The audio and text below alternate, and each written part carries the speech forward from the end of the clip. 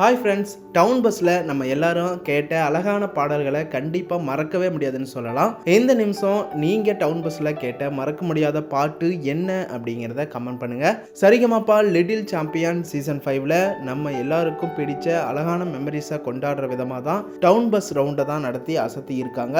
இந்த ரவுண்டில் குட்டீஸ் நம்ம எல்லாரும் டவுன் பஸ்ஸில் கேட்டு என்ஜாய் பண்ண பாட்டை எல்லாம் பாடி அசத்தி இருக்காங்க.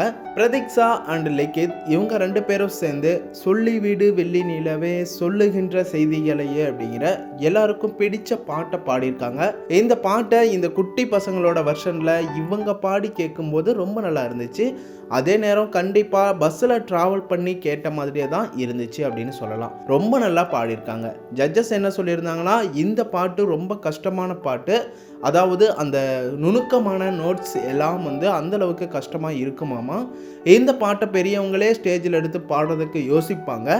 ஏன்னா அந்தளவுக்கு நோட்ஸு சுருதி எல்லாம் இருக்கும். பர்ஃபெக்டாக பாடணும் அப்படின்னு ரொம்ப பாட முடியாது பர்ஃபெக்டாக அப்படிங்கிறதுனால அவ்வளோ சீக்கிரம் யாரும் இந்த பாட்டை எடுத்து பாட மாட்டாங்க.